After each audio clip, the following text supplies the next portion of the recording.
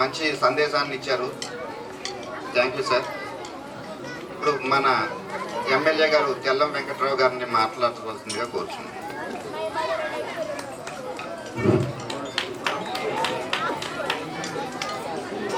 అందరికీ నమస్కారం. అదేవిధంగా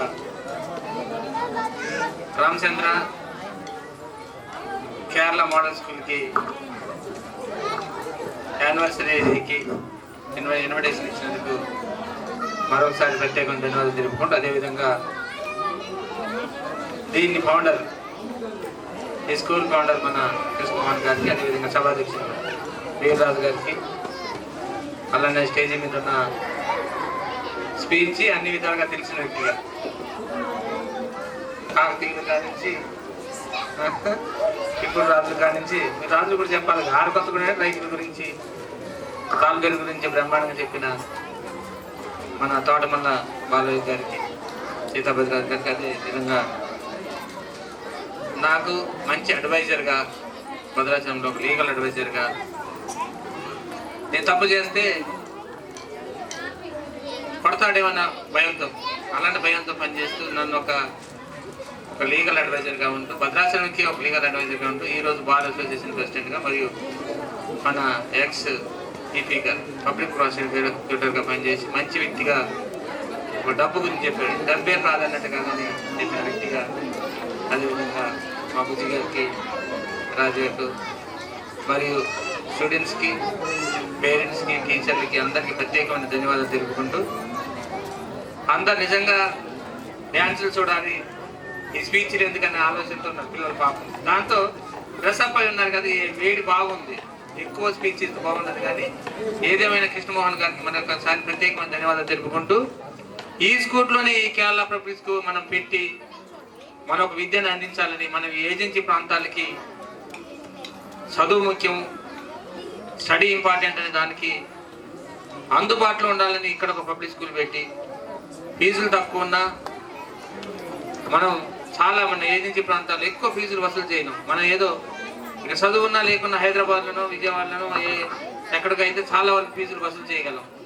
ఫీజు కూడా గట్టిగా అడగలేము. ఇక్కడ అందరు తెలిసిన వ్యక్తులు ఉంటారు, రాజు రేపు ఇస్తాం రా బాబు కృష్ణమోహన్ గారు అంటే రేపు ఆగుతారు.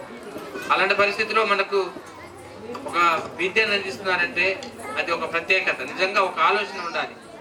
ఆలోచనతో ఈరోజు పేరెంట్స్కి సపోర్ట్ చేసుకుంటూ మనకు విద్యను దగ్గర తెచ్చిన కృష్ణమోహన్ గారు, అదేవిధంగా చెప్తున్న టీచర్లందరికీ ప్రత్యేకమైన ధన్యవాదాలు తెలుపుకుంటూ, టీచర్లు కూడా మనం ఏబిసిడీలు కానించి 10th వరకు చెప్పడం అనేది చాలా కష్టం.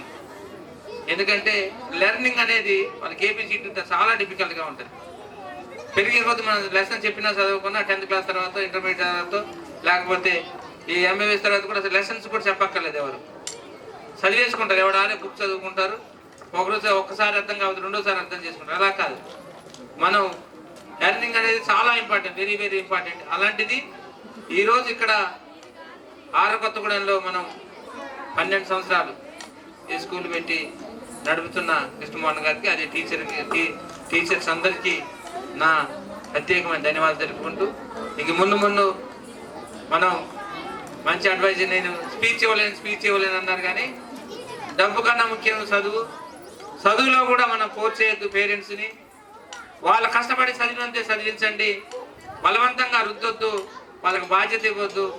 టీచర్లకు అయితే బెత్తం వద్దు. మన చిన్నతనంలో బెత్తాలు పట్టుకుని ఇచ్చేవారు. టీచర్స్ అంటే టేబుల్ మీద 2-3 కట్టెలు ఉండేవి, కట్టెతో పాటు కర్రలు ఉండేవి, కర్రతో పాటు టీచర్ వచ్చి కూర్చునేవాడు. ముందు టీచర్ రాకముందు ఈ టీచర్ గారు వస్తారని 2 కర్రలు పంపించేవారు టేబుల్ మీదకి, అంతే కదండి. ఆ రోజుల్లో ఆ భయమో తేడా ఏమో కానీ ఒక గురువుల మీద మంచి రెస్పెక్ట్గా చదువు మనకి ఈరోజు ఆ ట్యూషన్స్ కానీ కాన్వెంట్స్ కానీ ఎక్కడ లేవు. ఈరోజు నిజంగా ఎక్కడ పడితే అక్కడే కాన్వెంట్స్ వచ్చాయి. మనం విద్యను అందించాలని చాలా మంది దాతలు, ఒక విధంగా చెప్పాలంటే ఒక బిజినెస్గా, ఇది ఒక కమర్షియల్గా కాకుండా ఒక దాతగా పెట్టిన కృష్ణమోహన్ గారికి. అలానే ఏజెన్సీ ప్రాంతాల్లో ఆరకొత్తగూడెంలో పెట్టాలంటే ఆలోచన వచ్చింది. ఆరకొత్తగూడెంలో ఇంత స్కూల్ ఏదో ఇక్కడ కేరళ మోడల్ స్కూల్ అంటే ఇక్కడ స్కూల్ నడుస్తుందా అని అడిగాను వస్తూ. అలాంటి ఏరియాలో పెట్టి మనం గవర్నమెంట్ స్కూల్స్ కూడా నడవని పరిస్థితులు ఉంటాయి. ఇక్కడ ఎందుకు 10 మంది 5 ఉంటారు పాపం. అలాంటి ఏరియాలో పెట్టి కూడా ఈరోజు నిజంగా విద్యను అందిస్తున్నారని ప్రత్యేకమైన అభినందనలు తెలుపుకుంటూ, ఇక ముందు మంచి కార్యక్రమాలు, చదువు దాంతోపాటు ఈరోజు డ్యాన్స్ ఆటల పాటలతో పాటు అన్ని కార్యక్రమాలు మరియు చిన్నపిల్లలు కాబట్టి పేరెంట్స్కి అందించవలసిన 2-3 సూచనలు మన పెద్దలు చెప్పారు. పీపీ గారు ఆ లాలోనే ఉంది, మనం పిల్లలకి ఎక్కువ కోచ్ చేయకూడదు. అదే అమెరికాలో తిన్నా నేను చూశాను, మా తల్లి లాక్ చేసి టూర్కి వెళ్ళిందంటే చనిపోతే వాళ్ళకి లైఫ్ లాంగ్ శిక్ష పట్టుకోవాలి.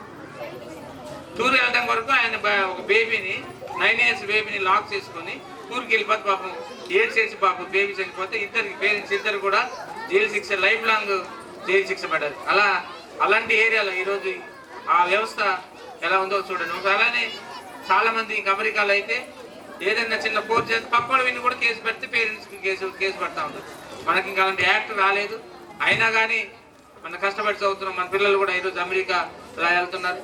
ఈరోజు అందరు దీవించినట్టు బాలవిగన్న దీవించినట్టుగా డాక్టర్లు, లాయర్లు, అదేవిధంగా మనం అనేక రంగాల్లో, అనేక ఉద్యోగాల్లో, టీచర్లు, అనేక రంగాల్లో మీరు వెళ్ళాలని మీ అందరికీ పేరెంట్స్కి, ముఖ్యంగా పేరెంట్స్కి మీ పిల్లల్ని మీరే చక్కదిద్ది చదువు సంగీతం మీరు తోడునీడుగా ఉంటూ, మీరు ఇంట్లో ఉంటే మీరు టీచర్లు, స్కూల్కి వస్తే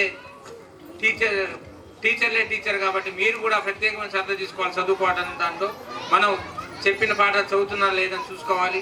మళ్ళీ దాన్ని సక్రమంగా మళ్ళీ ఇక్కడికి వచ్చి మనం వాటిని సద్వినియోగం చేసే విధంగా మనమే తోడ్పడాలని మీ అందరికీ ప్రత్యేకమైన ధన్యవాదాలు తెలుపుకుంటూ, ఎక్కువ సేపు మనం స్పీచ్ చెప్పుకుంటూ వెళ్తే బాగుండదని థ్యాంక్ యూ చెప్పుకుంటూ మీ అందరికీ ధన్యవాదాలు తెలుపుకుంటూ. Thank you, sir. Thank you so much for your